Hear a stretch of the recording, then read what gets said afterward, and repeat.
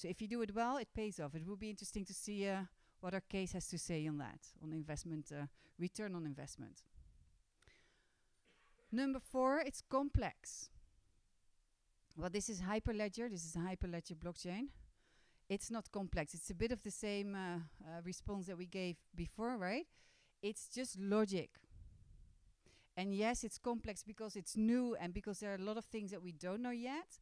But in the end, it's not, it's humans, right? We do this, we make this. It doesn't come and fall from the sky. 2 more to go. Yeah, he said it. Everybody can see everything. That's what we, this is a very important one, especially in food, where we think the food by definition is pretty traditional in terms of thinking about data sharing. And I said this, and this is actually an understatement. They're very wary to share data. At farm level, at trading level, but definitely also at retail level. There's a very strong opinion that I should own the data because that's part of my business model.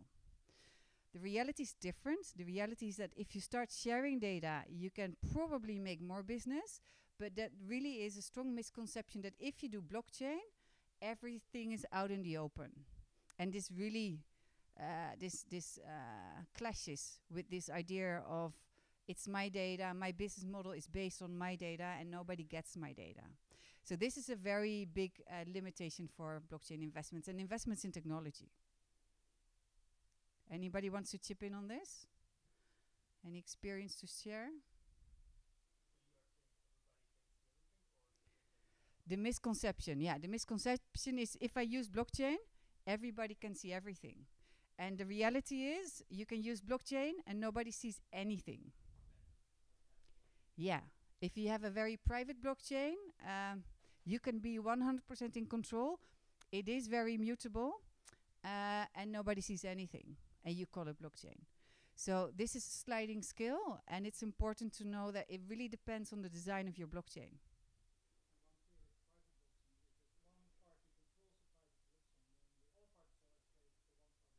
Yes, exactly. Yeah, a great example with Maersk and yes, yeah, and I think rightly so, and also with IBM. Anybody from IBM here?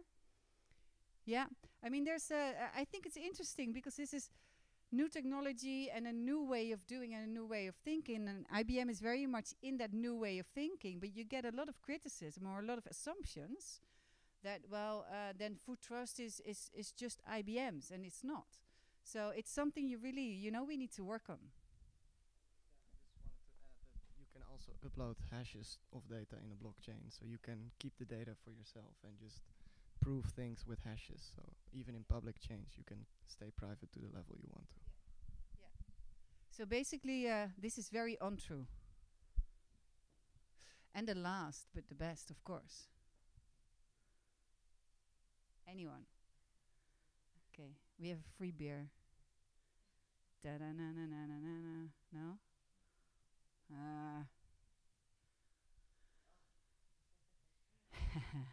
It's the next industrial revolution. So it's not just a database. There's actually, we use this definition ourselves as well in our slides, because people understand databases, if I can pronounce it. And they don't understand the next industrial revolution. Nobody does, because we have no idea what's going to bring. But it's not just a database. It's actually a network that acts as a database, and then we can have very lengthy discussions on what that then means. But it's not just a database. So that's just 6 misconceptions. Is there anyone we missed? Any misconception we missed? Because we want to publish these.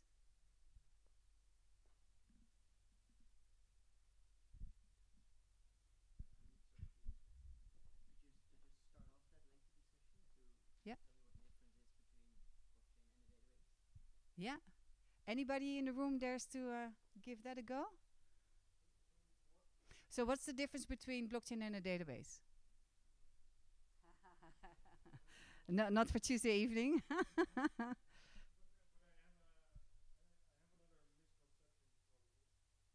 can you hold it for 1 second? Because I think we should be able to answer this.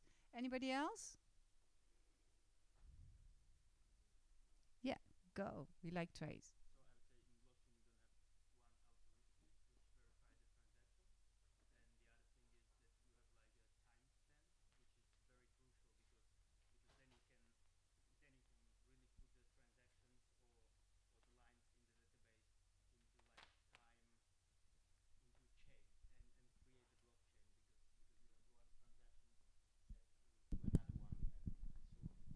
But I can timestamp in the database too.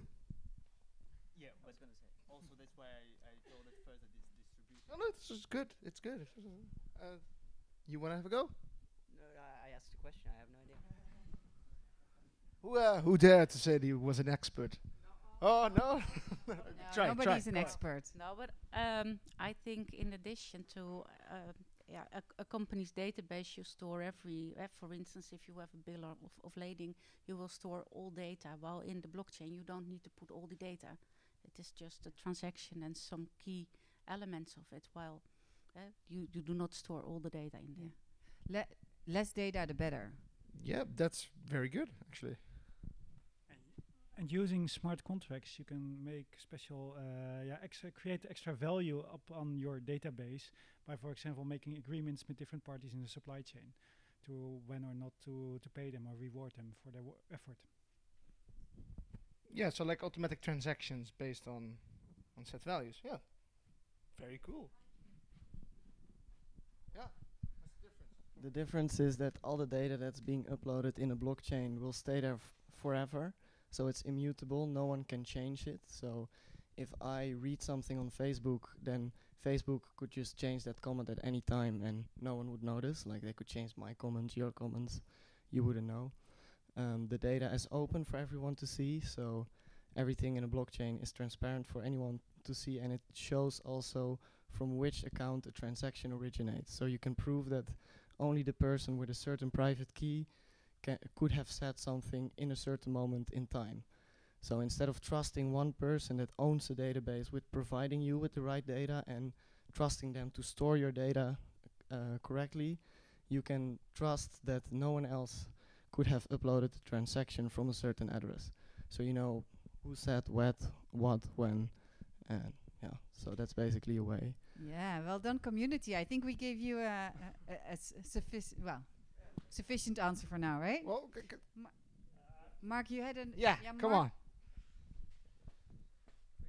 Well, I will take the standpoint that of all the answers that were given, none of them apply in all circumstances. None of them. Like there are exceptions for each and every point, and I can count every one of them. The data is always there. Not true. There's databases that purge every so often, which is important because otherwise it will grow out of bounds. It's not that it has smart contracts and that is special. There's I've written like special functions in Postgres, which are perfectly computing machines that are complete, that are not really different. That it's distributed and therefore more secure. There's other distributed databases, which if you would have a log or an audit trail on those, it's not really all that different in that sense. And so I think that the thing that's important is that it's not so much that the blockchain cannot be a database. It's more that they are a set of technologies that happen to be an interesting set, and we call them distributed ledgers or something like that. Pick your choice. You know, there's so many. There's such a variety, and mixes there. Yeah. Can I give an amendment? Is that possible? Okay, I totally agree with you. I would say to do it in a nutshell. People like to think blockchain is a database, but it doesn't operate mostly on that level. You should think more of a networking solution rather than a storage medium. And if you look in that regards, then it's suddenly a lot of those things, smart contracts, distribution, you know, immutability and stuff like that, then suddenly they make a lot more sense, because the internet is like the opposite of that in that regard. So this is where it comes together. It's awesome. Thank you. You had another misconception to add. The misconception is that every I can't reach you. YouTube. There's a limit to my power. Oh, I don't know. There's a misconception that Oh, wait, I can.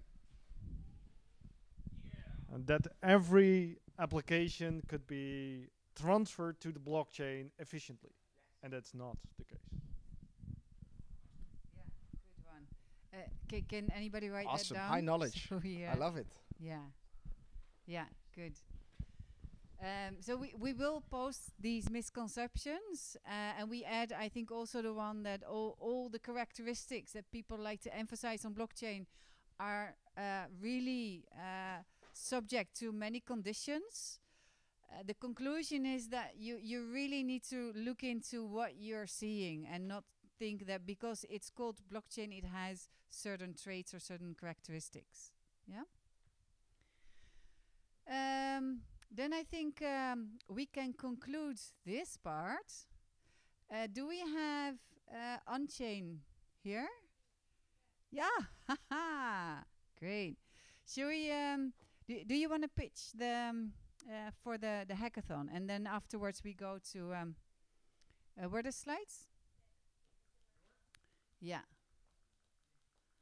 Yeah, that's what you get when you're late. Yeah, I'm sorry. Yeah. Hi. First of all, thanks so much for having me. Just a very brief introduction for like how we kind of got introduced. There was a friend of mine who said, "I know this girl, and she's doing something, or this woman, she's doing something really interesting with blockchain and food." Because I was talking about this hackathon that we're preparing for the Odyssey hackathon, which is in Groningen, starting on Thursday. And I was talking about that we are having this idea to do something with food and blockchain and lots of interesting stuff. And so then he said, "Oh, I should reach out to Marieke." So I did, and we got connected. And then one of my team members unfortunately had to cancel his participation. It's like, "Oh, actually, like I might know someone who knows someone that knows something about blockchain and agriculture." So like I reached out to Marieke, and she said, "Well, actually that's really cool. Like we do happen to know something about agriculture and blockchain." And so she proposed that I connect with Matthij, who is here also, and I'm very much excited to spend some time with him coming weekend because he's joining us for the hackathon. And so what Marieke asked me to do tonight is basically to introduce the kind of case that we have that we're planning to present on the hackathon. And for me, this is a great opportunity because on Sunday we will need to be pitching some kind of idea, but then also worked out in some actual tech and blockchain and like user interfaces and whatnot. But then I can test it. One who does not know what a hackathon is? It's okay. Yeah. I can give a two-word introduction of what a hackathon is. A hackathon, in the proper sense of the word, means that you reuse existing things in a novel way. Which means that if you want to reuse your shoe as a hat, that's a hack. And a hackathon is a means or like a session where people go and try to use things that already exist in different and novel ways. So it doesn't have so much to do with breaking into computers, but there's lots of computers involved. I was saying the thing that to me is really interesting is to test the pitch kind of that we're doing this weekend. Because I haven't really prepared it all that well yet for this coming weekend. Some teams are like way advanced. So like I would love to have your feedback kind of like on the knowledge that you have on agriculture or blockchain, whether this is going to be something that is going to fly or not. Luckily, Marieke already gave a number of good introductions on kind of the misconceptions and trust and sharing, and some of them are really true, and in particular in blockchain. Yes. So I dubbed the team the Eco Chain. This is the team that we're going with. And this is basically the goal that we're trying to achieve. Agriculture and food, what we consume, a lot of people know the kind of packages that you have in supermarkets, and they may or may not say bio. Can I have a show of hands of who knows exactly what bio means? What does it mean in practice? Hands? 1, 2 fingers? 3? Okay, great. 4? So like, I actually admitted that I don't know much about it. So I actually had to read it up. And it's all about, like sustainable, like soil and taking care of your animals and all of these kind of things. And this is very important. But I am personally very concerned with the climate. So there's things like CO2, and like we hear a lot that, like we should drive less, eat less meat, because this is apparently bad for the environment because it produces a lot of greenhouse gases. And so some people, they will buy bio because this is then also better for the climate. Not necessarily true. There's no correlation there. Actually, in fact, many biological products are, if you look at the CO2 impact of them per kg of product, more impactful. And it's kind of simple to reason that, because like if you give bigger stables to this pig, you have more space to heat. And these kind of things. And therefore, it's not necessarily bad, because if you look at it per euro spent on pig, then it's probably better. So it's just how you look at it. But I, as a consumer, would actually like to have the opportunity to be in a supermarket and look at the package and say, okay, so this is something that is biological, good, but maybe also have another metric that says something, okay, this is actually good or bad for the environment in relation to other products. And then I have this third one here, which is the social impact. Because yes, in supermarket we have more than 2 labels, or well, more than the bio label. We also do something for fair trade and so forth. And basically, what happens when I'm in supermarket, I see these labels, and on fish I sometimes have 5 different labels. Who knows what it means? Like, I don't really know or understand what these labels do. There's very little transparency. And so I feel that we can do something meaningful to make this more clear.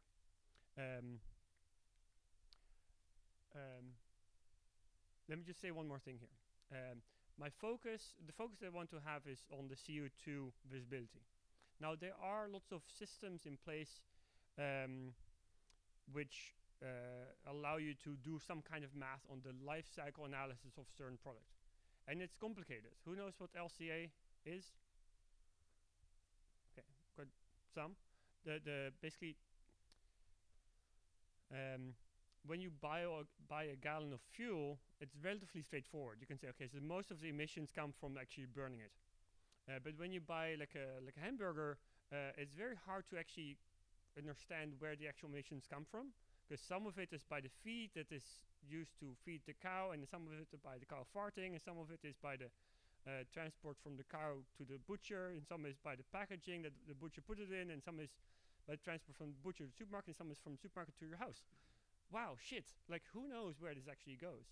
And so the models are very imprecise, and there's a lot of guessing work there, and so it's very hard to make this number. So this is something we think we can hopefully improve. If you're still with me, what I would like to do is make it possible to really see the life cycle analysis for a given product, including the entire life cycle. We want to use blockchain to let organizations, so this is farmers, manufacturers, stores, and so forth, to make a claim regarding their relative performance. I'll explain this a bit. When a farmer produces a yield of crop, I propose that he is allowed to make a claim to whether his CO2 emissions are more, equal to, or lesser than the norm. And there are some published norms, these norms exist, and kind of give himself a rating, a claim. For, okay, so I think I'm in category B, like you have on your fridge, A, B, C, D, E, F. And he can put this on the blockchain. And we do this specifically in rating and not in absolute numbers, because they don't really trust each other to not steal, kind of like cheat each other if they have the real numbers. Therefore, we have these kind of scales. And then use a staking mechanism. This is something that blockchain actually allows you to do, which is kind of special, to allow a decentralized accountability. So claims can be made with a deposit. So if I'm a farmer, I can say, okay, so I'm going to claim that this yield has lesser impacts than other farmers in my geographical area. And I'm certain of that. And so in order to kind of like make this claim, I have to deposit, let's say, 5,000 euros by calling some smart contract, and this will be locked into this account. It will be a deposit that I make, and someone else, maybe a neighboring farmer who doesn't believe me, or maybe a concerned citizen, can come and say, I don't believe this, and they can also put in a stake. They say, okay, I'm gonna say, I don't believe you, and for me this is worth 50 euros, and then a third party can come and go and check if this is actually true or not. If it's true, the person who tried to counter the claim loses his 50 euros. If the claim was false, the person who put in the 5,000 euros loses their claim, and this money can be paid to pay the certification organization. So this is a decentralized way of accountability, so that we don't have to put this everything in government organizations, which is costly and complex. Any questions here?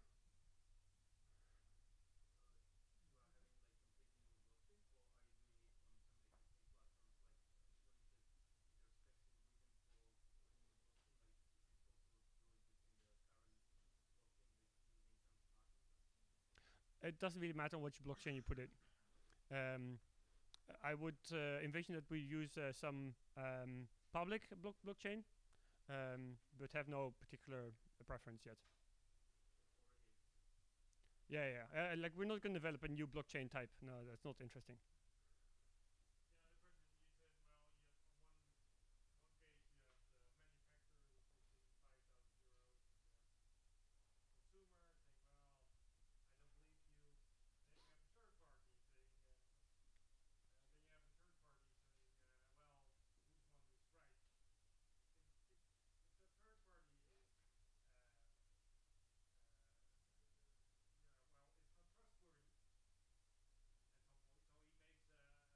Sure, maybe they also have stakes in claims, right? So maybe they have to put in 50,000 euros to be a certified certifier. Like we get further. This is a really good question. I have not really thought this through, but there must be kind of some form of solutions there. Anyway, that's like staking in a nutshell, because this alone is quite a complicated topic. I would go to the last slide that I have. Because this is kind of where the value comes out, right? For the people, ultimately, in the supermarket. I want to look at this label that looks like this, that says like impact on environment, bio, high, impact on like fair trade. I don't know, I don't really care, to be honest. Climate impact, low. Okay, great. I like this product more than the other one, right? So how do we show that? We can show a product label that has ratings on the different aspects related to these impacts. So all three, ideally. And because we now have, and especially if we can do this through the entire supply chain, ideally I can scan a QR code on the product itself, and it can show me the supply chain. It can show me, okay, this farmer, this manufacturer, this place, and then this product.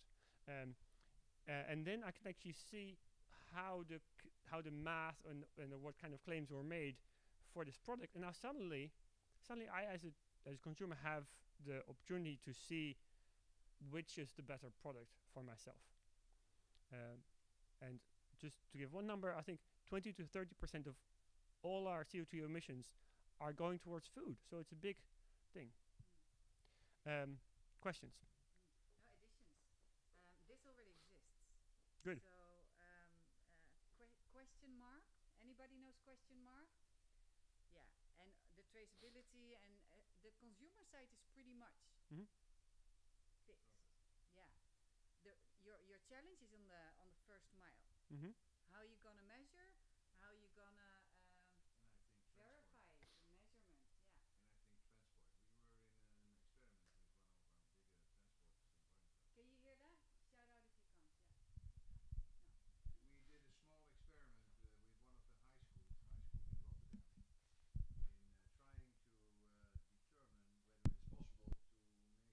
CO2 footprint of products that we bring from our warehouse in Barneveld, food, to our customers.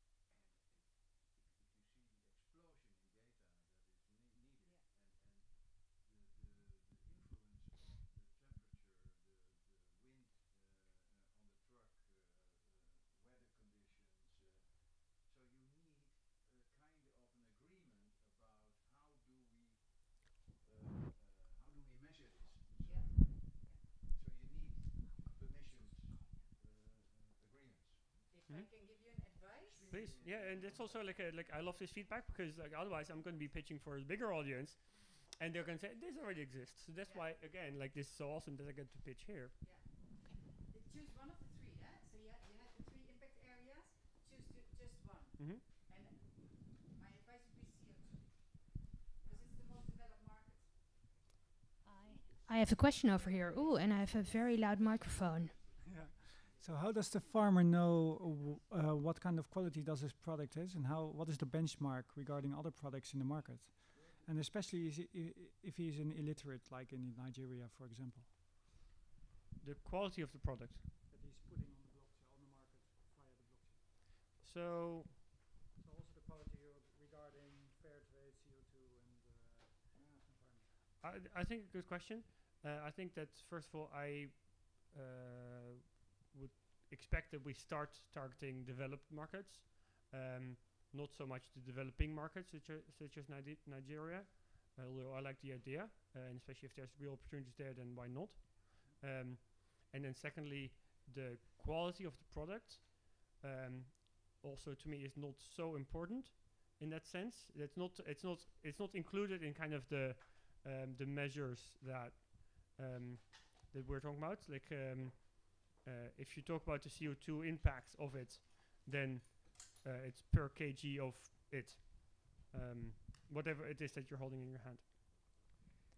I have time for a couple of final questions or suggestions. Behind me, I think there's one hiding. Okay, come towards me, and I'm coming towards you. So I work for an Indian startup, and we got funded also by the Melinda and Bill Gates Foundation. And one of the projects that we did actually is to make the traceability for rice in Myanmar, and did the whole QR project as well. But it's not so much on the sustainability and the CO2 from a consumer perspective. And I think the biggest challenge that you're going to see is the farmer itself. And I think you mentioned the first mile. That's going to be the most complex part. So if you want some suggestions, advice, just let me know. Yeah, I love to talk about this. Seriously, please come to me. And this question thing, I would also love to learn more about that. I also see Oxfam nodding, and I think Marike wants to add something as well. Yeah, and then I shut up. But I think what would be very practical if you would ask people who want to give advice to raise their hands, collect their contact, and fix a point in time during the hackathon. I preferably 2 moments in time where you comment on the POC. All kinds of tools. So there is already existing material which could be used. Please find me afterwards because that'll be great. Yeah. Yeah, last year we had some Wisdom of the Crowd Skype sessions, and I think they were a huge success. So please, indeed, find Thatcher afterwards. And then thank you very much, Thatcher. Let's have a big applause. Thank you. And then you can see that there's a new presentation behind me. So it's time to ask our next presenter to take the stage, because we're going to hear from Rogier Verschoor from Oxfam, and he's going to present the BlocRice projects. So Rogier, I think you're joining as well. Very good. Yeah. We also have Joost from Schuttelaar and Partners. So indeed, you both get a mic. Please join the stage. We only have one clicker, which you're holding, I think. So you're in charge now. Okay, I'll give the floor to you. I have a very loud voice. Is that okay? You have a mic. Yeah, I know. I'm not a very mic person. Can you hear me? Yes. Great. Mike. Mike's it is. And Okay. I'd like to one floor higher. Really? Ooh, my goodness. Yes, and you're also on camera if you're okay with that. Oh, we are. Hello world. Did I do my hair? Yes, beautiful. Wait, you don't have to ask me. Nice being here. Thanks so much for joining us. My name is Roger, or Rogier, whatever you prefer. En Joost Schuttelaar.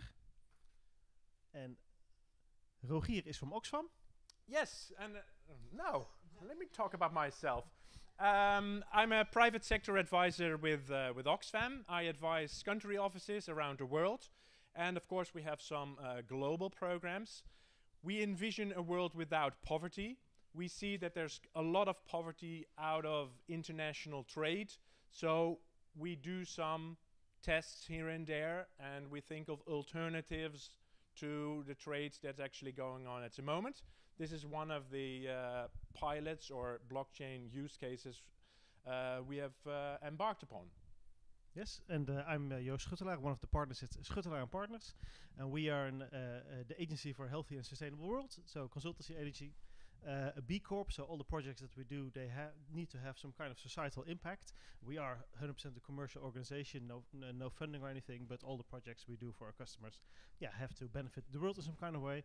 And what we basically do is, we combine expertise in agri-food, supply chain, sustainability, all these kind of things, with communication skills, design skills and digital skills. And me myself, I studied computer science, so I'm one of these digital guys at Schuttelaar & Partners. We have about 70 people in The Hague, Wageningen and Brussels. And it's very nice to show you guys a little bit results of our BlocRice project. I think Rogier has already talked about it very briefly here at this session a few times in the past. Months ago. All right. Or a year ago. And then I promised to come back whenever we had some results to be shared. So that's actually exactly what we're doing here. Yeah.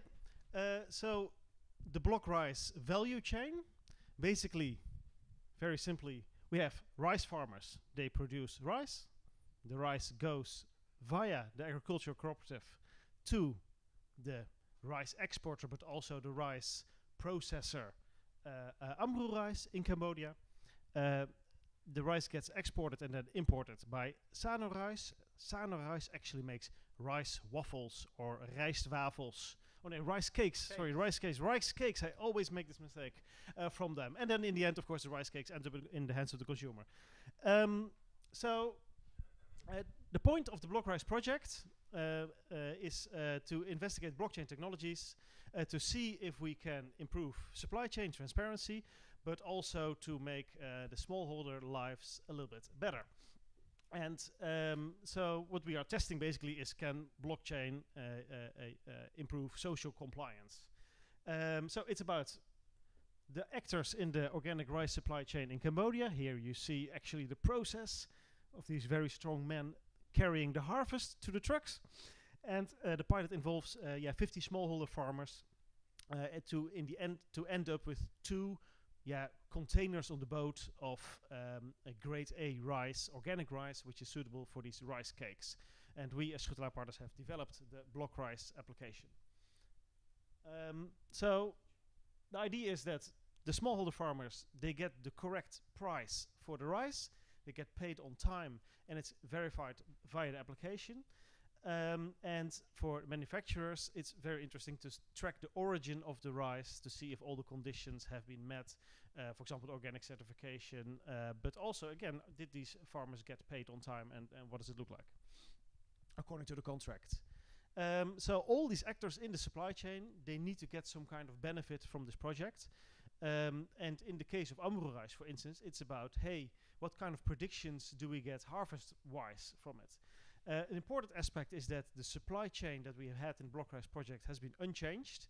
So we have not made changes to the way the farmers were sowing the rice or were harvesting it, or how it went via truck to AmruRice, or do things in a different way. It's the complete exact rice chain as it is. Just so we can experiment, can we actually track this via blockchain? Basically, the entering of data happens via a smartphone app with a web link.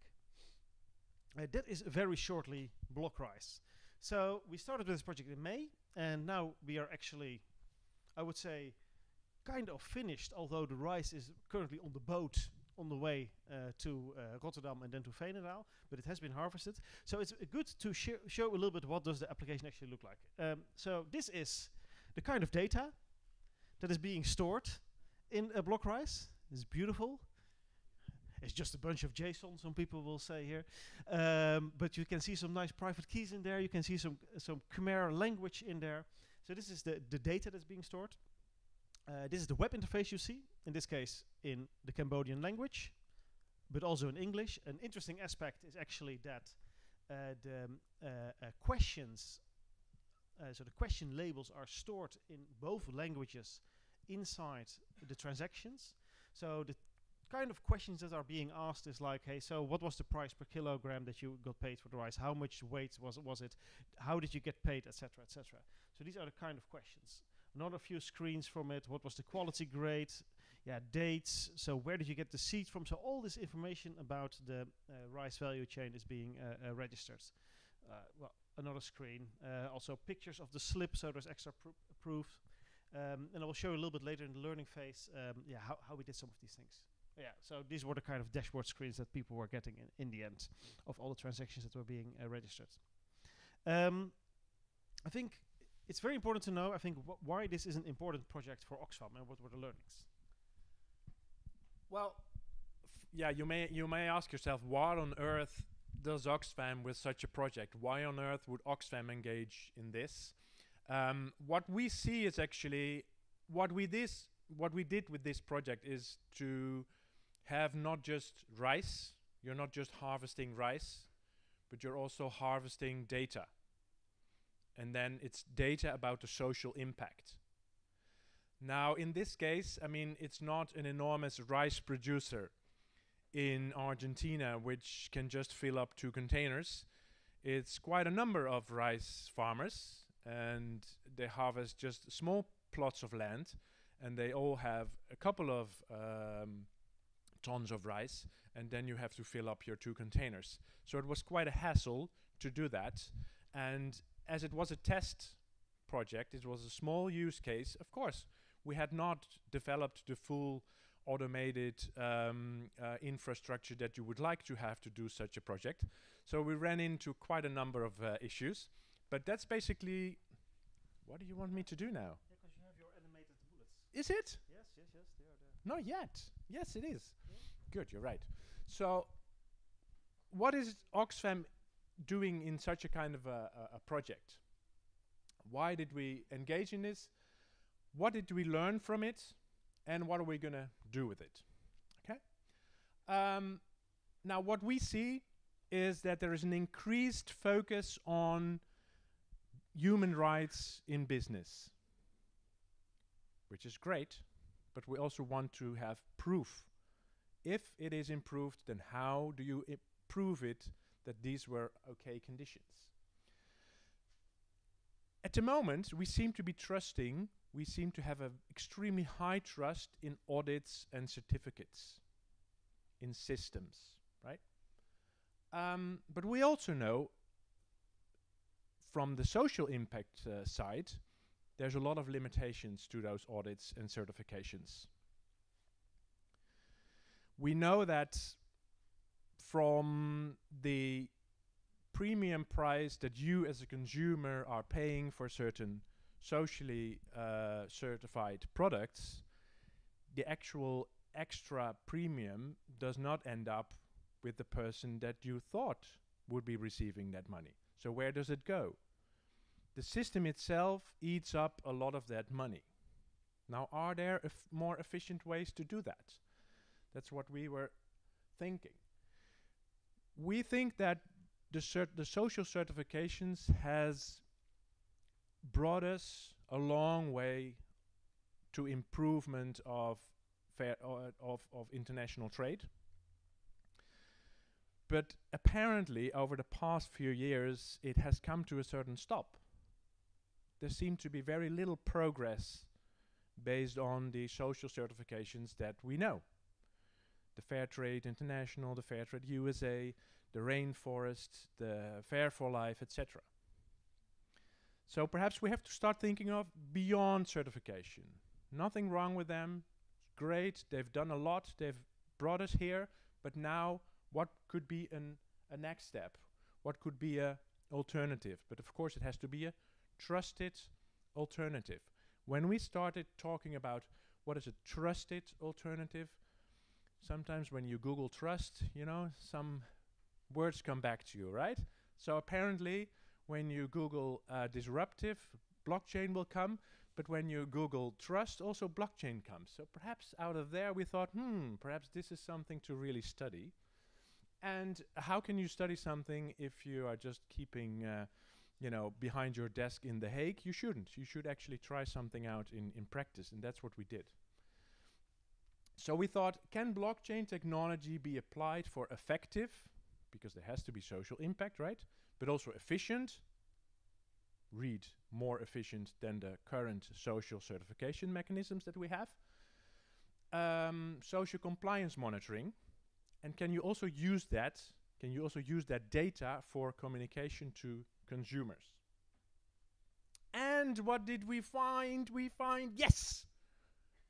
We are convinced at least that yes, although it's a tiny, tiny use case, but who cares? You know? Yes, we are convinced that this can work, okay? We are convinced that blockchain technology can indeed be applied for effective, it can have the impact, efficient, it can be more efficient than the current systems, social compliance monitoring, and also for consumer communication. So what did we take out of this? Current systems depend on data in systems. Now, when we asked farmers provide data, we gave them a voice. They could tell themselves whether they were paid in time, paid correctly according to the contract, so the right price, and whether they could sell everything that they wanted to sell. You know, sometimes a farmer has 2 tons, and then the trader says, well, just give me half a ton, and he or she gets stuck with 1.5 tons, right? So that was also an important question for us. And where the current systems depend on external people, third parties, auditors, or systems, audits, paperwork, etc., here we gave farmers a voice, whether they were, yes, agreed with the price that they got, with the payment, etc., or not. So we gave them voice. It was no longer just an anonymous product, a commodity, a typical commodity. It was product with data. It was not just rice anymore, but rice with a certain data set. There was accountability amongst the actors in the chain, because they could see most of the contract details. Their contracts were combined into a digital contract. Okay, certain parts were left out. The competitive parts were left out for the time being. Perhaps in some ideal world they may also share competitive information, but in our case they didn't. But a lot of the other conditions they did share, and they could hold each other accountable for the conditions in the contract. So the farmers knew the conditions of the trader and of the importer. We created a certain market pressure, a certain pressure to have green products, so to say. You can imagine that the importer at a point of time has an overview of the containers that the exporter says, okay, this I have lined up for you. 10 containers of rice. And the importer sees, hey, 9 of them, all green, all marked in green, social impact is fine. But one of them is marked red.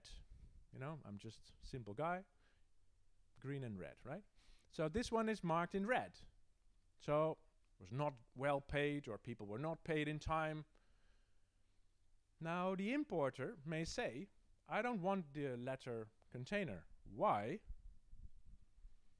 Because the consumer in the supermarket or some other shop may scan the product, and it will find that from this particular batch, farmers were not paid in time or not correctly or this or that. I don't want that. That will damage my name, my brand, right? So that created a certain pressure from the market end downwards, that you want your product to be passed correctly, all the social impact correct. So it created a certain social, a certain market pressure. Now, we also learned that in order to have a trusted system, you need trusted data. You can't have, you know, we have a way of saying in Dutch that the butcher will verify his own meat or her own meat. Of WC Eend. Or WC Eend, yeah. Now, we from WC Eend say that WC Eend is the best product that you should buy. No, you want an external party to say, yes, this is a great product.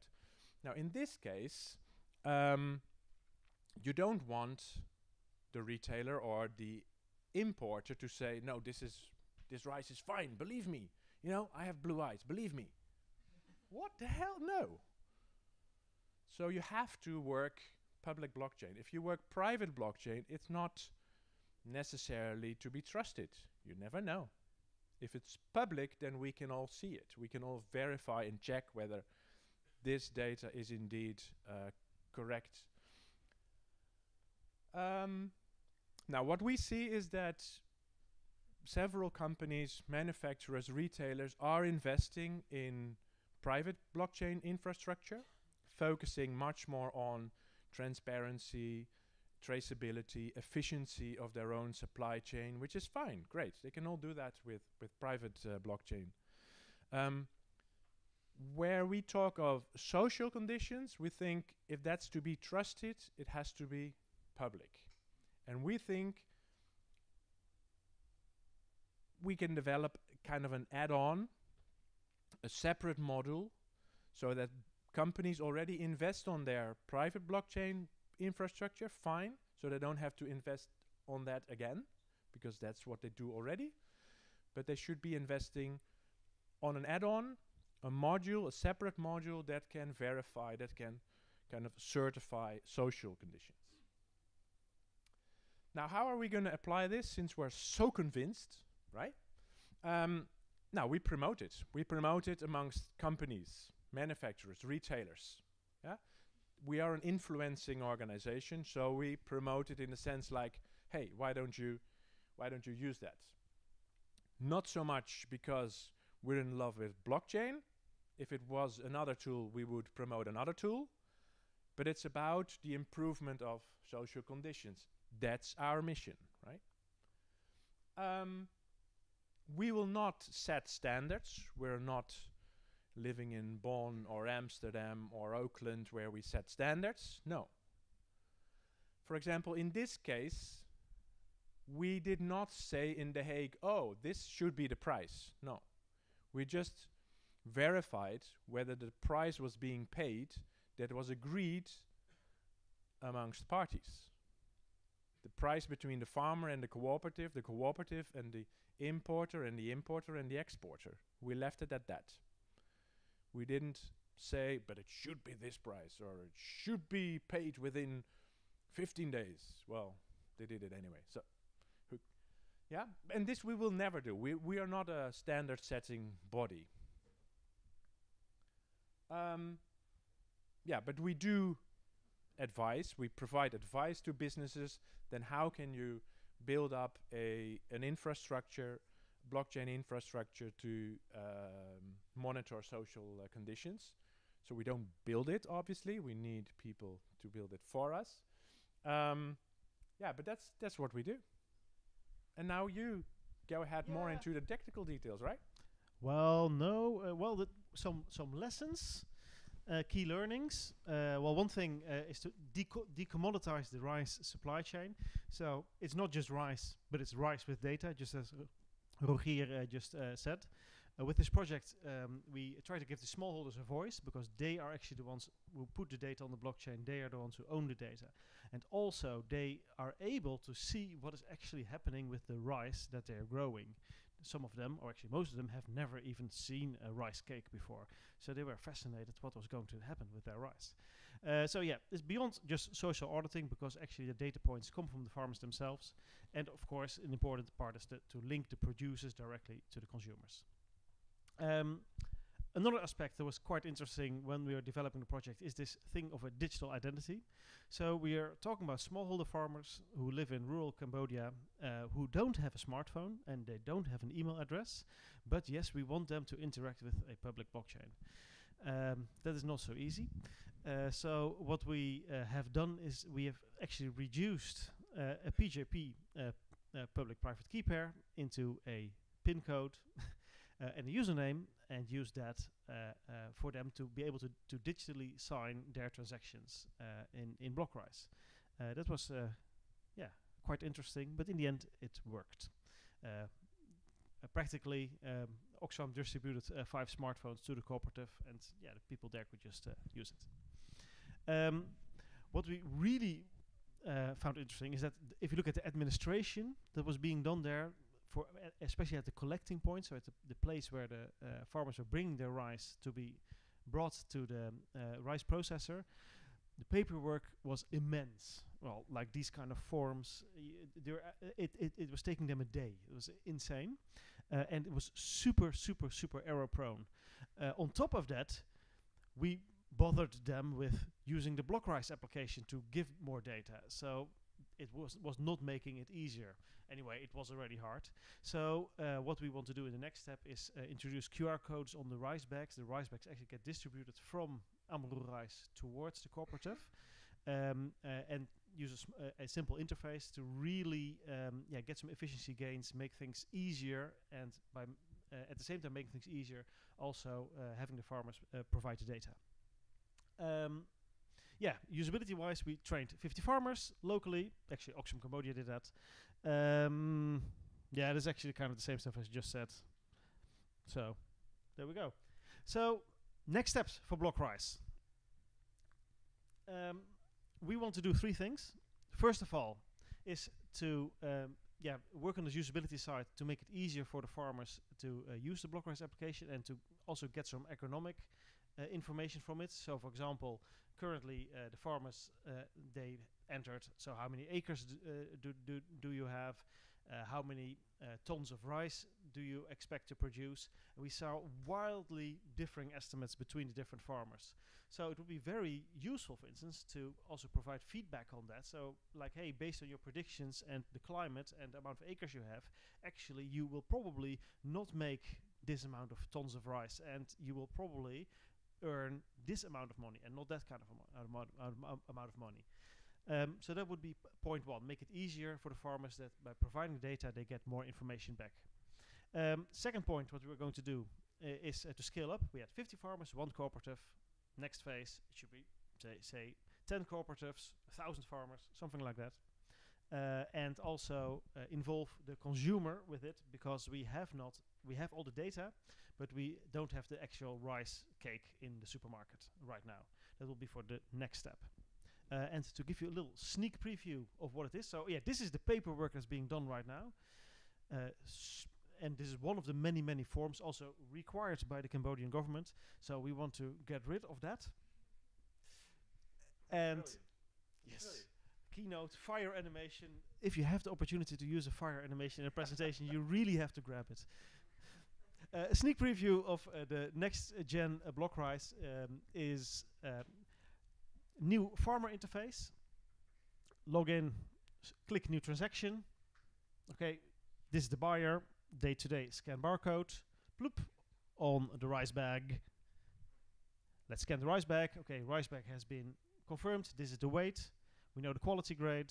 Okay, we scan a few more, and done. This is all the paperwork, and we can just print a PDF, and instead of spending a day with all the collection, it can be done much quicker. So that's part 1. Give something back to the farmer in that regard. Part 2, preview of the consumer application. You are having rice cakes for breakfast.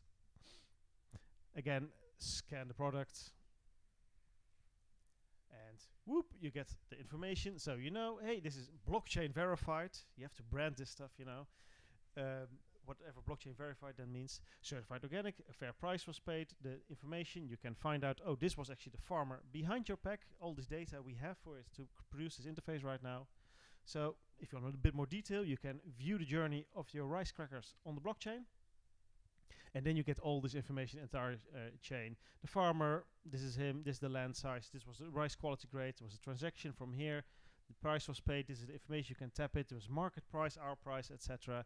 Total amount of rice, this was what was paid, and you can click on the transaction hash to, if you really want, dig into the raw data to find out what's happening. And this rice goes to the local cooperative, etc., to follow everything through the chain. So this is where we want to go. And we'll do it very soon. Any questions?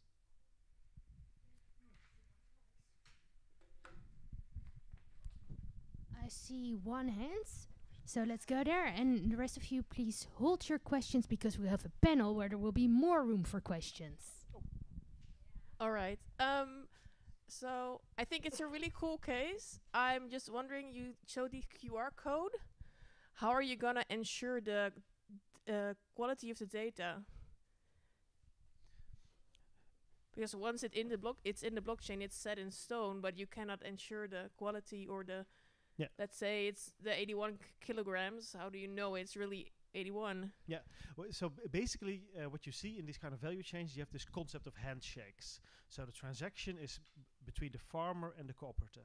So in this case, the farmer will have, say, 12 bags of rice with varying amounts of kilos, between 70 and 80 kilos. The cooperative will actually confirm, yes, I got these bags from the farmer. So you have like a two-way handshake, so the transaction gets signed by both parties. Same thing goes from, you have all these rice bags together at the cooperative, and they go towards the rice processor, to Amru Rice. And they will weigh the truck, and they will say, yes, actually, this is what we're getting. And so all these bags of rice, they follow the steps through the chain.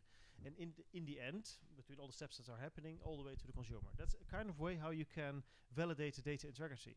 There are, of course, other aspects, like, for example, the farmer says, I have 3 acres. Yeah, the farmer says that. You're not able to check that unless you get an independent auditor to check that. But is it so important? And is it so important to lie about those 3 acres? So you have to be really careful what kind of things you are adding. Next example is mine. Just a second. Yeah, no, absolutely. Very good question. You don't even know how they check the weight. I mean, when they load a truck, actually, there's the farmer, there's a cooperative, and there's also a person of the importer who's actually checking the scale. And indeed, when it arrives at the processing place, they weigh the whole truck. But another example, which I find very important, is the price. I mean, we ask a farmer, okay, is this the price that you receive? Is that okay? And it's being checked with the cooperative, but it's also being validated by the bank. The bank transcript of the day that payments were made to farmers is verified with the data that we got from the farmer and the cooperative. So if that doesn't match, then there's no handshake, and the data will not be registered because there's no handshake. So it has to be corrected. Somebody made a mistake, and you saw a slip with a mistake. I've seen a lot of slips with mistakes. They are not that particular about figures, I must say. So one of the improvements we would be making while upscaling is automating, working much more with codes and scanners than, like they said, like, well, yeah, you know, we'll leave out the first digits because they're always the same. Yeah, okay, but then your data system doesn't understand the code anymore. Okay, before we go to any more questions and before I invite my other panelists up on stage, let's give a big applause to Joost and Rogier. And of course, Joost and Rogier will be joining the panel to ask to answer more of your questions. But I also would like to invite up on stage Thatcher, who you all are already introduced to, and a new face, namely Marc from the CBI. Please join me on stage and take a seat. Do you want to sit in the middle? Yeah. We want to sit in the middle. Sorry, guys. Please. Ah, with a helmet. I'm not sure what Marc is expecting today. Let's keep it peaceful. So I think we've all been introduced properly to Joost, to Rogier and to Thatcher. But Marc, can you please briefly introduce yourself? Yes. So first of all, I'm not from the CWI, but I'm from the Vrije Universiteit. No. I'm also got this guest position here at the University of Amsterdam. I think most people have no clue what CWI is. No, but CWI is the Center for Math and Computer Science, indeed. So I'm a researcher at the Vrije University, working on blockchain, but mostly on the core of blockchain, looking at scalability issues that arise there. So one thing that I'm currently working on is allowing mobile phones, everybody probably has one, to get the same security properties as a full blockchain client, so that you can do mobile transactions without storing the entire blockchain on your phone. And that is, well, this is my current work, so that's quite interesting. Yeah, that's basically it. Well, thank you. Well, of course, I have lots of questions. So as the room, please put your hand up if you have a question and move to the front, because then we can move quickly and don't waste too much time walking around. So please make a nice row here. In the meantime, let's ask a question to the whole panel. This blockchain solution, of course, is very focused on fair trade and making sure that the farmers have a good income. Of course, there is other possibilities for blockchain, for example, risk management or tracking and tracing. How do you feel about blockchains without the focus on fair? Is that something that you are interested in, or do you think that blockchains always need to have the fair component in there? And I think there might be a difference in what panelists are going to say, so I'm just passing it around. Good question. I think blockchain will be there without the fair component. It's mostly, I think, about consensus in blockchains. So that does not necessarily mean that it has to be fair. But that's my opinion. Yeah, I guess I agree. It's just a technology. I mean, basically, well, there was a slide. Blockchain is not a database, but in many ways, of course, blockchain is just is a way to store data and to share data and what kind of information you store. I mean, I think the entire world is about data and is about information, is about communication. So I think the possibilities are endless. Even in BlocRice, we are storing, besides fair, we're storing some stuff about the biological, the organic certificate. So yeah, that's another aspect. Sustainability, I think, is an important application as well. I think lots. Well, if I'm still in office hours, of course, everything has to be fair in life. Everything has to be a lot fairer than it is now. So every blockchain has to be as fair as possible.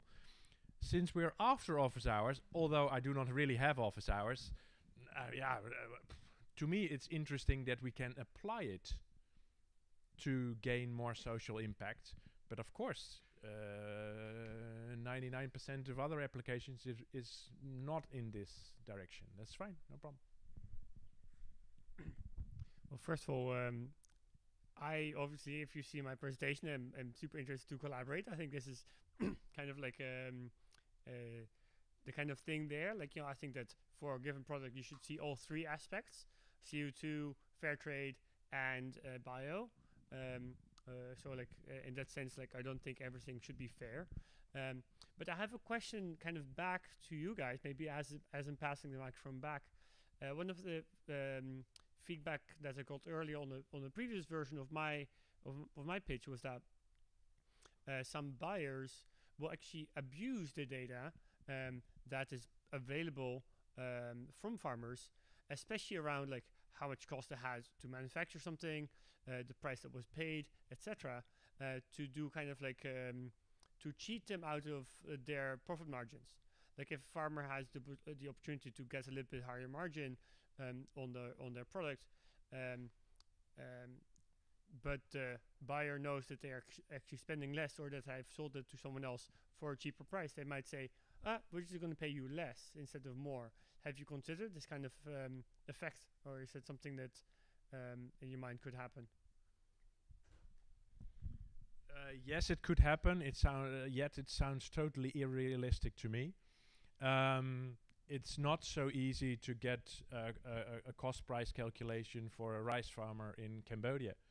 And it can change a lot. This year they had lousy harvests, so you can imagine that they've spent much more seed and inputs than they're actually harvesting. So I would consider it to be like a fear, like not going in for something new and seeing all kind of bears, because you could also reverse it and say like, yes, but if the farmer shares information, and it doesn't have to be all the competitive information, but if the farmer shares information, there should also be information sharing from an importer and an exporter. I've always heard from the exporters or retailers, I've always heard the story, oh no, we're not going to tell them, how much we sell our orange juice for or how much we sell our chocolates for. My goodness, then they will know how much we are earning. And yeah, I mean, these days, I mean, that information is available. And if you talk with rice farmers, like, okay, do you actually know what the rice cake is being sold for and what your percentage, what the percentage of actual rice delivery in the final rice cake is, they're shocked to hear that it's around, 15 to 20%. They're shocked. And they all think, oh, we should, increase our price and sell our rice much more expensive. Okay, but then you can also push yourself out of the market. Then they go to Vietnam or somewhere else. So, yeah. But it sounds a little unrealistic to me. Yeah. Did you have anything to say, Joost? No. Sure. Well, maybe Marcus. So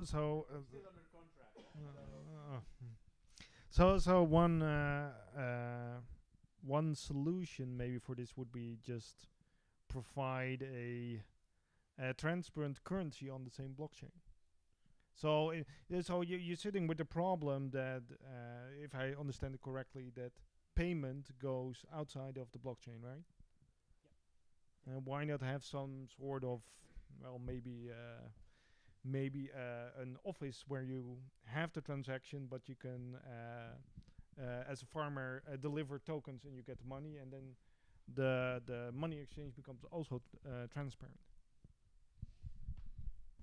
Are you going? There you go. Sure. I think if you look at maybe 10 years in the future, these kind of things might be realistic. Right now in this project, in Kenya, yeah, where you have mobile money, yeah, for instance.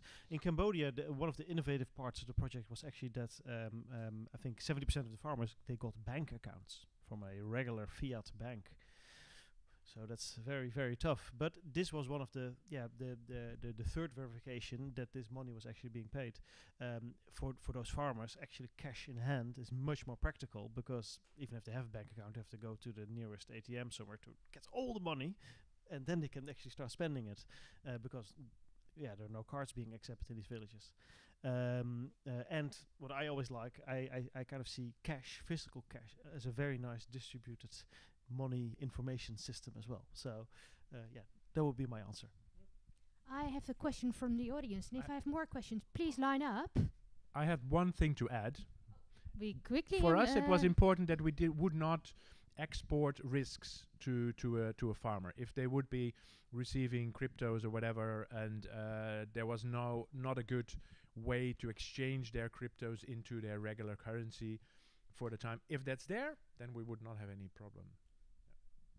That's a big problem. Hello, my name is Rafael. I work for The Fork and for Fair Food, and I have a question about the verified price claim you basically put in your platform. Because you said you didn't put standards, right? That's also, we don't want to put standards because you're just verifying the price. But you do say that the price is fair. So on what metrics do you base whether something is fair or not in the application you're building? Yeah, that's actually on the packaging of next year, Joost. Fair price. Fair price. Well, at that time, I could say it's fair as long as it's an agreed price between farmer, cooperative, and an importer. exporter. That's what we kept ourselves to at this moment. And of course, we mean we're not setting standards, but we would like to empower farmers to negotiate a better deal, of course. But it would be through them, not me in The Hague saying, hey, by the way, the price should be this, that's fair. No. I have another question here, patiently waiting. Hello, my name is Ruben. I'm a designer. I'm quoting Marieke now. She said, "The consumer side is fixed." Reacting on Thatcher. You're planning on showing QR codes on packaging.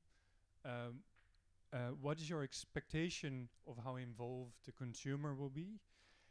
Do you really think they are going to scan the QR code? And if they do you think that can change behavior? Who's going first? Shall I? Yeah, go ahead. Yeah. So, I do believe that there are consumers out there that are actually interested in this. Yes. There are actually quite a lot of people who believe that there is no one interested in this. I don't believe that. I think there's a small subset who actually care about this. Yeah. They might be younger. Anyway. So I think there are these consumers that are interested in this. I think that for many consumers, just having this, say, fair trade logo on a product is meaning less and less and less, unless you can actually validate this information yourself, or it can be validated by certain NGOs, or you have this tech-savvy friend who is able to find out why this is actually a cool product. So. Another reason why you should actually put a QR code with all this information on your products, because it's still really cool and it's really new.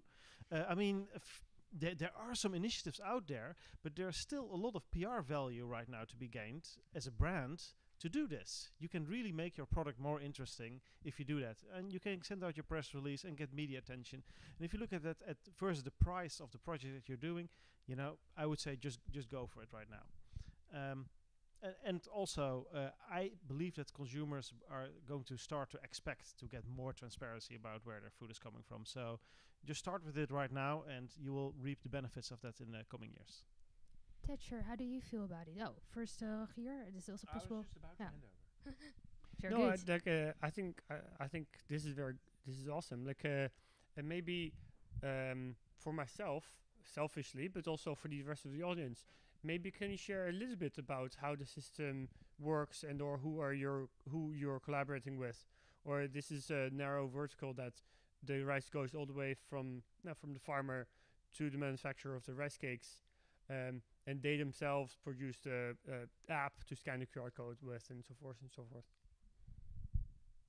I didn't get that question. Yeah, I got it. No, in this case, it's a very, very simple chain, because we know all the actors in it, and at Schotel & Partners we developed the application and the technical infrastructure, the blockchain, and what you see with the QR code, that is basically a design concept we want to do for the next phase, which will just be a simple, QR code. It's a link, and it will show a web interface front end to just get this information from the blockchain.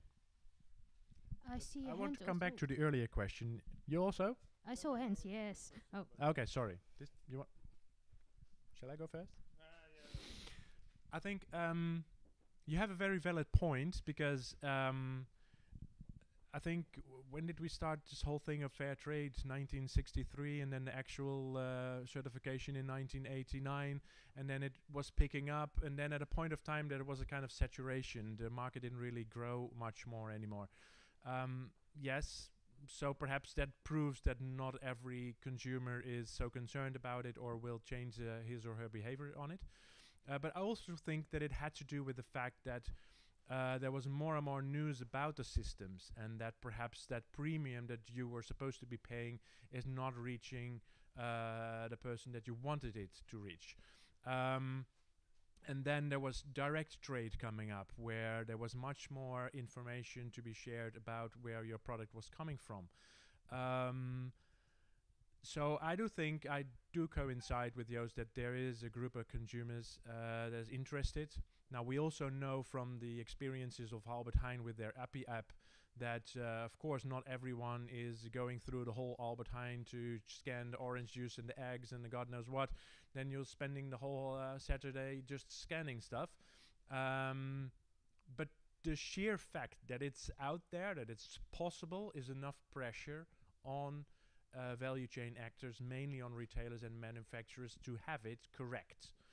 But there's another point which I, am a little shy to say, but there's difference of opinion whether this can be an alternative to social certification, as in whether people will drop the social certifications and use this, like the Co-op does in the UK, and a Swedish retailer where we work with for the hired labor case, strawberries from Morocco. They say, if this works, we can save on our social certifications. And that also goes for producer organizations. I've met producer organizations complaining like, my goodness, I have to pay this certification, that certification. How much coffee should I produce to make up for all these bloody certifications? If you have one system, and that's of course a trick. If we now, all of us, come up with our own blockchain solutions, and producers and retailers and God knows who, and consumers, they should have 3 smartphones because all the apps, they don't fit, then we're still, back of where we were. But I do think that, yes, there is a market for it, not even only at the consumer side, but also at the in the value chain. There is money to be saved on very complex systems that we nowadays believe in and put a lot of value to, and perhaps this might be a more efficient way of going about. I just want to add that with such an app, you could have so much fun, especially with if you have small kids like I have, teaching them early on where products come from. It's really nice, I think. So you won't have that problem anymore, probably, that kids in Amsterdam don't know where cow milk comes from, so only from supermarket. But and that would be really, really nice. Martin from Fairfood. Well done, guys. It's always nice to see projects for so good like this.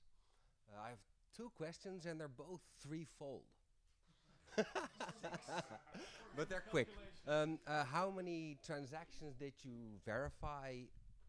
Were all transactions verified? And what did you do with transactions that weren't verified? That's one question.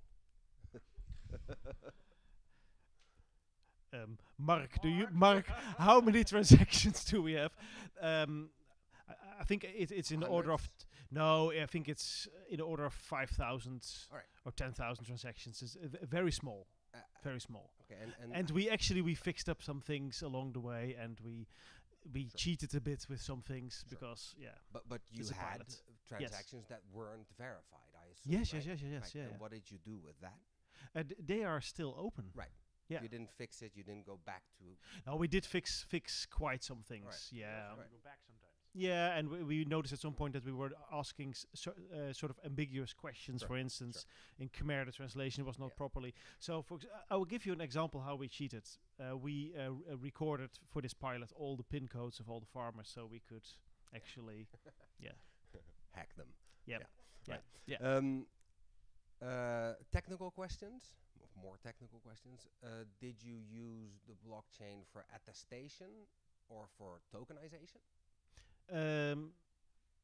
What do you mean with attestation? Sorry. Checkpointing, basically taking snapshots of a database and logging I think them on chain. the most important part of it is actually the digital signatures, so that you are verifying the transactions between the different parties. So no ECR20 token to actually transact the token, no. rice token. When we started with this, actually, we talked about is what the idea was to use Stellar actually as a public blockchain that we're reading talking about trading rice, virtual rice assets on Stellar.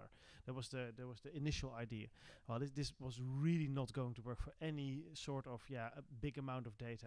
It is unsuitable. So we kind of rolled our own. Yeah. What blockchain did you use? No, we rolled our own. Oh, Oh, Yes, really? yes, yes. Wow. Right. And the final question, Joost, what's next? What are you going to do with that application? Well, what's next is what you saw in the upscaling slide, because we really want to find more actually farmers to join, maybe even other commodities and other partners to work with us for this next phase. Right. I think the focus really here has been on this digital signatures, two-way transaction, three-way transaction, these kind of things. The code, I think, the idea always has been that we'll just put it up on GitHub, so you can just take a look at it. And you will? Sorry? You will? Yes, yes, Good. yeah. Nice. Because public blockchain. So also let's have the code open. But yeah, we're really still investigating for what are we going to do for the second phase. We need to get funding also. You know, it's an important thing. Yeah. Thanks. I would like to invite all the final questions to come join me here, and I have a question here. Well, in fact, Jurien, I work for a company called Do It. I have, in fact, two questions as well. At least one is a remark, that is the intriguing remark about the fact that you suggest to use private blockchain for certain parts of the system and public blockchain for other parts.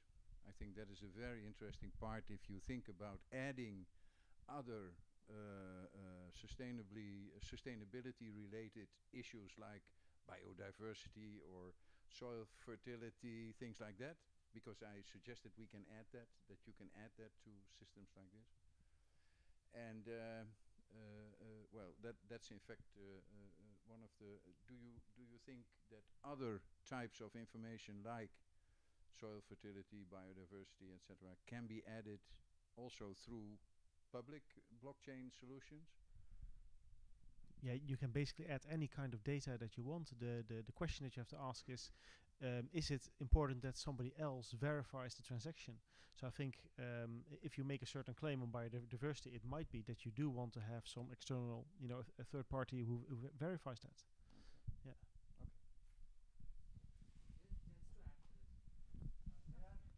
Come to the mic, please.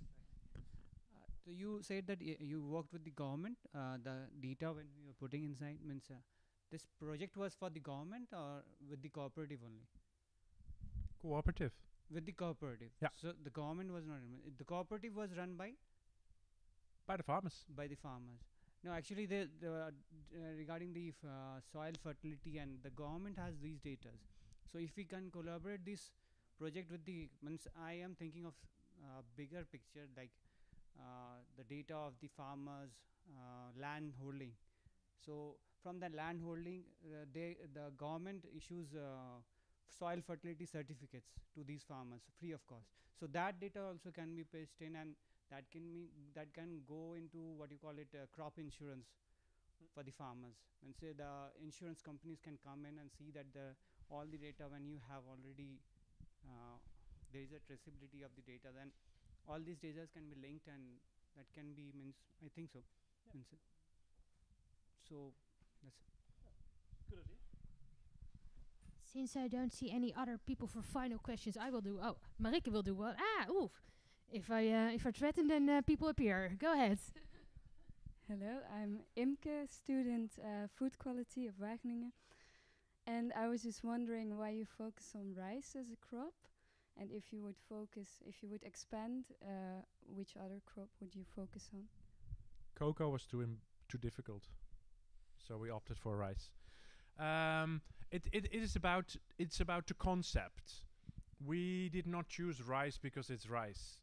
We didn't choose Cambodia because it's Cambodia. It's about testing the concepts. Can blockchain technology be effectively and efficiently applied for social monitoring and for consumer communication? We could have done it in another chain, but what we did go for was a relatively easy chain, relatively well known, that we knew. We had organized farmers. Their cooperative was certainly not very strong, but they were organized in a cooperative. The exporter from Cambodia was a very good partner to work with. He's quite socially motivated. If you work with different traders that trying to cheat you, you have more of a difficulty in your project. In this case, we were very lucky to work with him, and they also had quite a long trading relationship with Sano Rice in Veenendaal. So we knew all those parties for quite a while. So that really, really helped. And we didn't change anything on the chain as such. We added the technology to see how it works and whether we can get the data from it. And that's what you do in a test. And later on you start seeing, okay, can we apply it in other chains?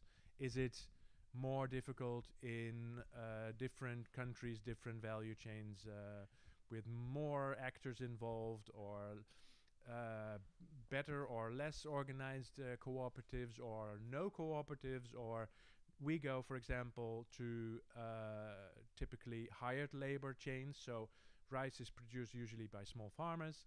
Strawberries, for example, in the period of January to March, April, they come from big farms. You can call them plantations, but it's basically big farms. In Morocco, for example, that's a typical hired labor situation where you have a lot of laborers. Now, we also feel, whether we can do something for the labor conditions. So can we use blockchain technology to monitor on their conditions? Whether the wages are paid on time, are they correct?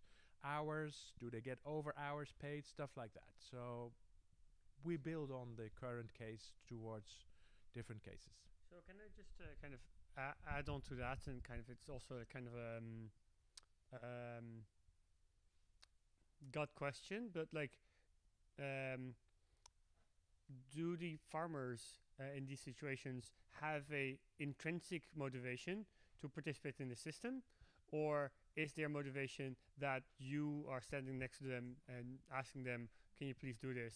And kind of like, would the sales system self-sustain even without someone on the ground?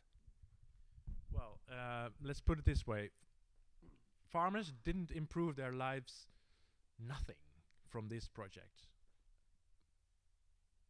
For this, in this use case, it was about testing this technology. So for now, they have not improved their lives whatsoever.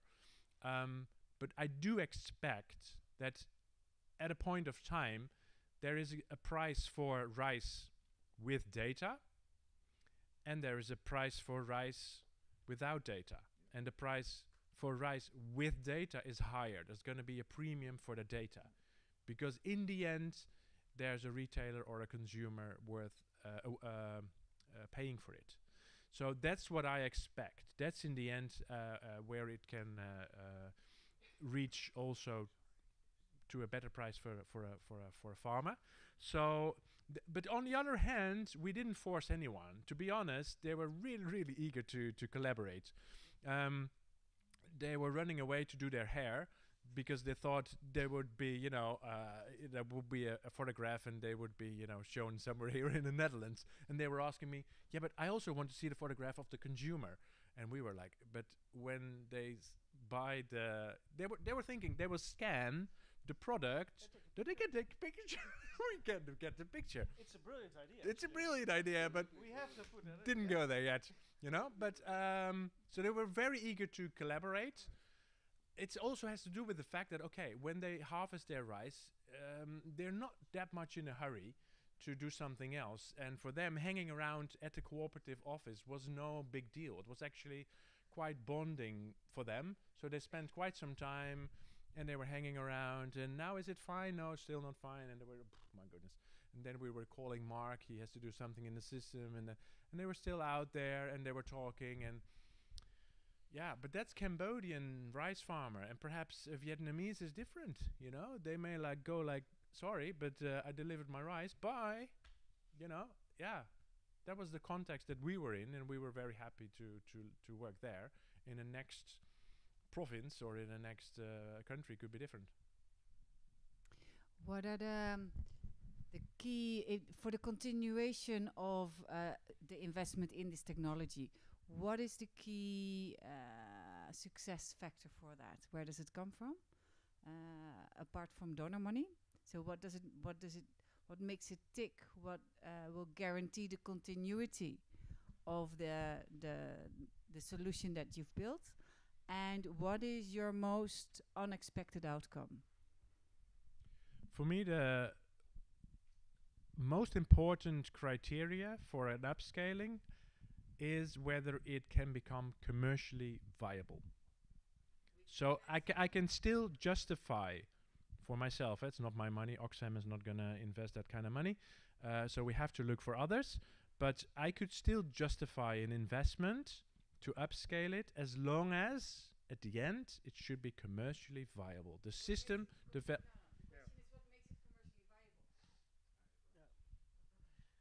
somebody pays for the ultimate investment.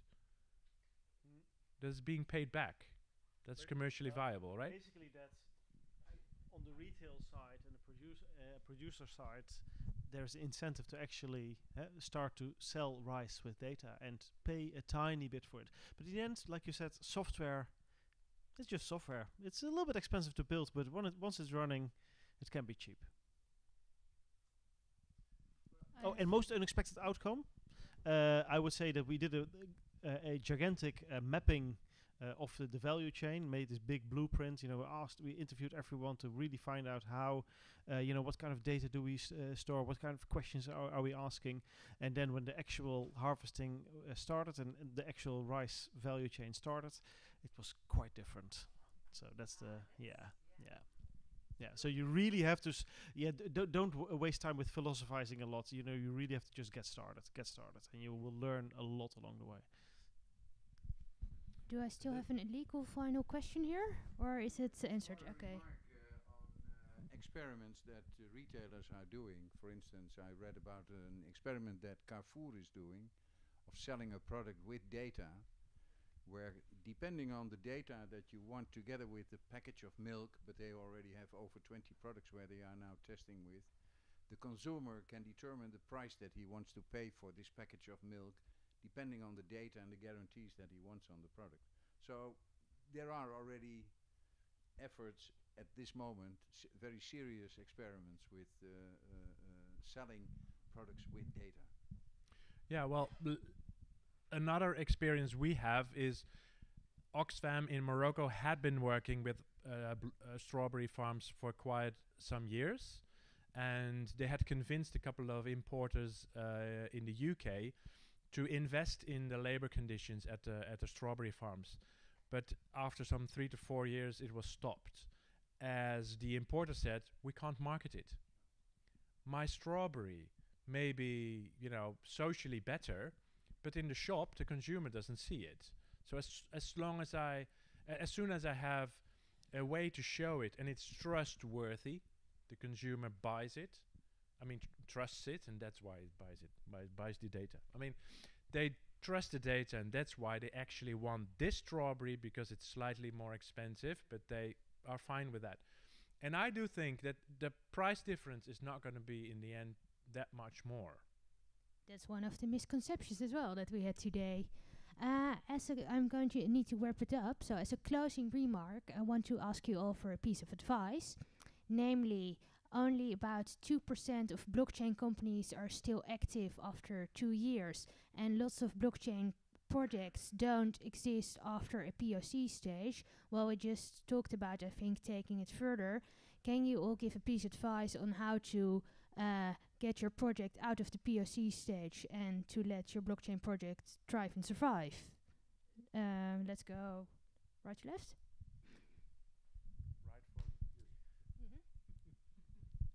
I think it's a very good question. For a good piece of advice, I would basically just say, be realistic. Be realistic and really try to try not to focus on the blockchain itself, but try to focus on the value for the end position. What I really see is that. And I work for a blockchain startup where we make integrations for companies. So a company can make a call to our adapter or pipeline, and this will then in turn call a blockchain to make transactions. And this is a lot in the space of digital transformation. And digital transformation is this really big, hairy thing where that nobody really grasps. But once you start to think about which processes actually become more efficient, and you can really solve for those things, and so see like, okay, no, but it's not. It's blockchain is not a. It's not a means. It's not a goal. It's the means. It's just something in the middle. It's the end goal. That is the important part. It happens to be that lots of people started thinking about blockchain and then looked at this thing. It's like looking at a hammer, and then you look around. What can I hit? What can I hit? And then they see this thing, like this a nail or something like that. They're like, this is a perfect thing that I can hit. And it might actually be that you don't need a hammer, but maybe you need something else. You might not even need the blockchain, but the purpose, that's the point. Focus on the purpose and your business will become sustainable, even if you then subsequently drop the whole blockchain part. Tough question. If you're into innovation, a big part of us is going to end up broke.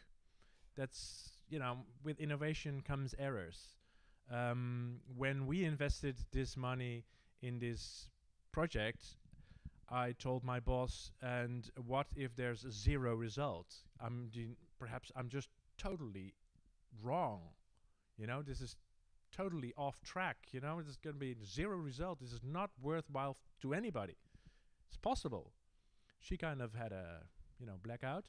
But then, that's realistic. I don't know. What we try to do, we try to find a value chain where there was a demand for it.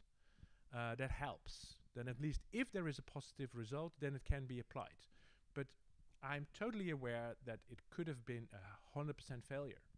And that's what innovation is all about. And we just have to have a couple of us that is not ending up in failure.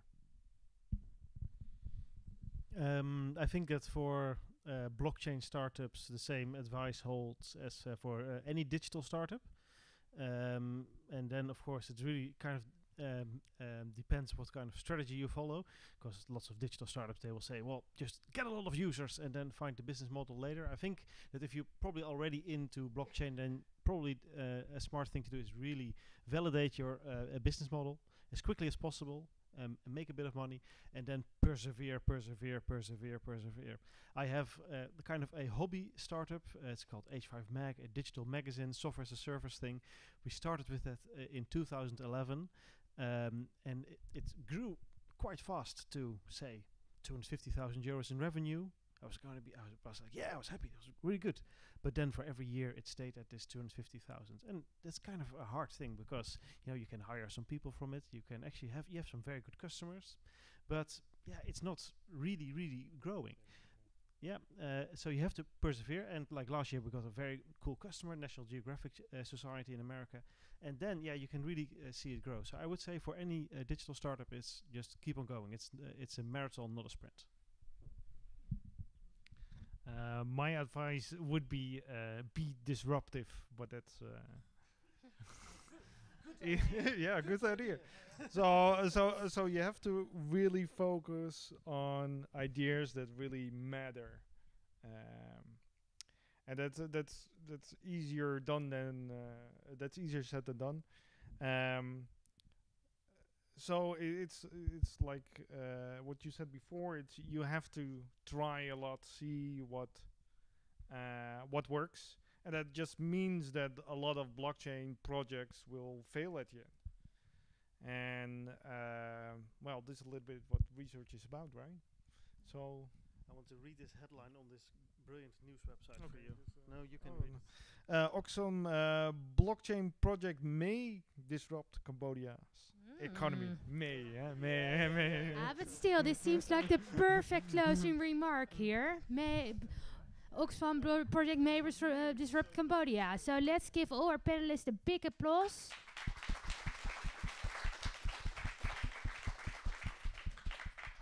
Panelists, thank you very much for being here. I'd like to invite you to take a seat because we're going to do some closing parts of the meetup.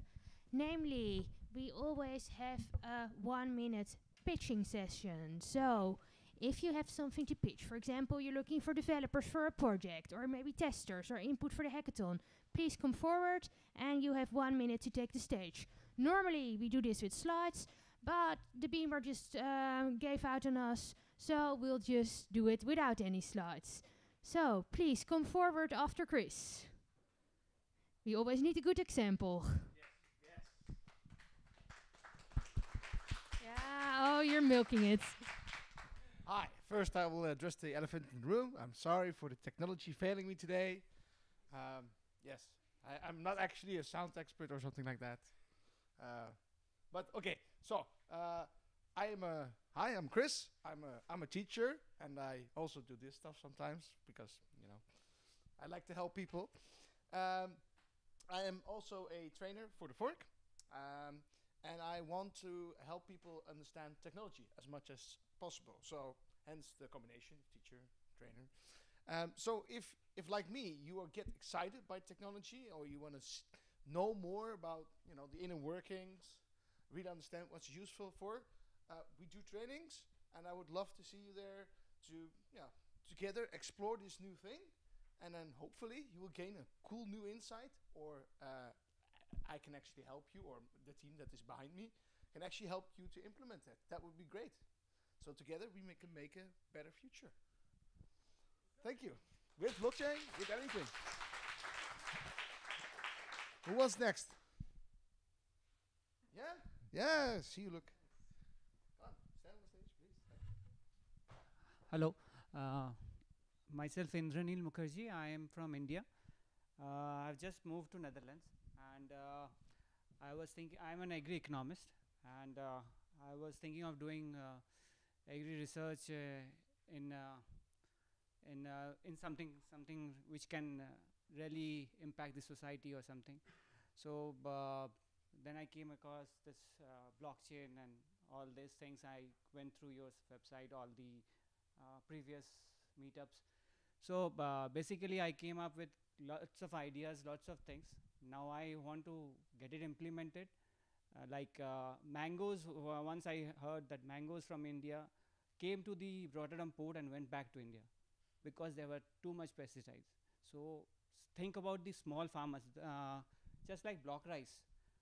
This application, I know that being from India, that implementing this, it looks so simple, but it's very tough.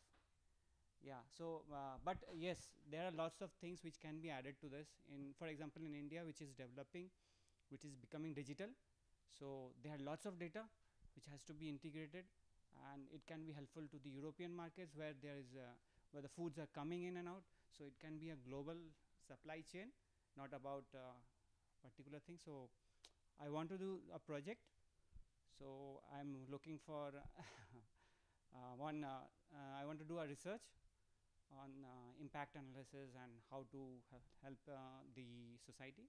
And secondly, if I can implement some of these projects for the society.